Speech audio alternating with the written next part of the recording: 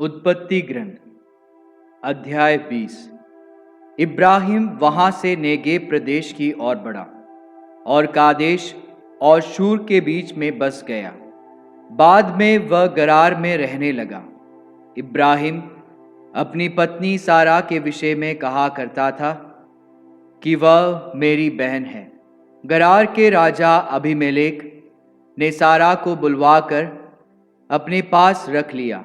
इस पर ईश्वर ने रात में अबीमेलेक को स्वप्न में दर्शन दिए और कहा, देखो, तुमने इस स्त्री का अपहरण किया, इसलिए तुम मर जाओगे, क्योंकि वह किसी की पत्नी है। अबीमेलेक का अब तक उससे संसर्ग नहीं हुआ, इसलिए उसने कहा, प्रभु, क्या तू निर्दोष मनुष्यों का विनाश करेगा?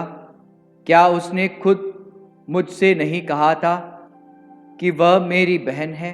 और वह भी बोली थी कि वह मेरा भाई है।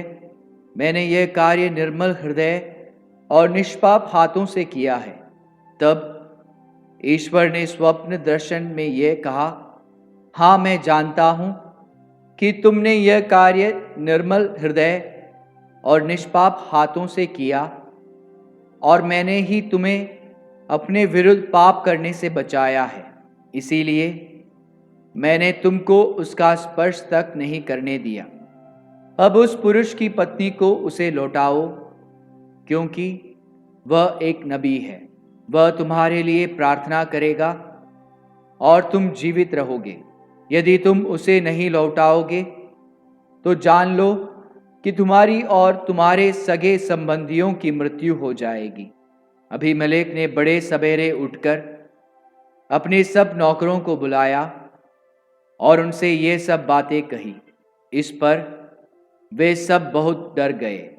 फिर अबीमेलेक ने इब्राहिम को बुलाकर उससे कहा, यह तुमने हमारे साथ क्या किया? मैंने तुम्हारा क्या बिगाड़ा था कि तुमने मुझे और मेरे राज्य को इतने महान पाप का बागी बनाया?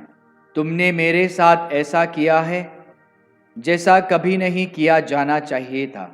फिर अबीमेलेक ने इब्राहिम से पूछा, तुमने किस इरादे से ऐसा किया? इब्राहिम ने उत्तर दिया, मैंने सोचा था कि यहाँ कोई भी ईश्वर पर श्रद्धा नहीं रखता, इसलिए लोग मेरी पत्नी के कारण मुझे मार डालेंगे। इसके अतिरिक्त वह सचमुच मेरी बहन है। वह मेरे पिता की पुत्री है, पर मेरी माता की नहीं है, और वह मेरी पत्नी बन गई। और जब ईश्वर की प्रेरणा से मुझे भ्रमण करना पड़ा, तो मैंने उससे कहा कि तुम मुझ पर यह कृपा करना कि हम जहाँ कहीं भी जाए, तुम मेरे विषय में कहना कि यह मेरा भाई है। इस पर अबीमेलेक ने इब्राहिम को भेड़े और बैल, दास और दासियां भेंट की और उसे उसकी पत्नी सारा को भी लौटा दिया। अबीमेलेक ने कहा, देखो, मेरा देश तुम्हारे सामने है, तुम जहाँ चाहो रह सकते हो। उसने सारा से कहा, देखो, मैं तुम्हारे भाई को इसलिए 1000 चांदी के सिक्के देता हूँ कि तुम्हारे साथ जो अन्याय किया गया है उसका तुम्हारे सब संबंधियों की दृष्टि में प्रायश्चित हो और तुम सबों की दृष्टि में निर्दोष प्रमाणित हो। सब लोगों के सामने तुम्हारा न्याय किया गया है।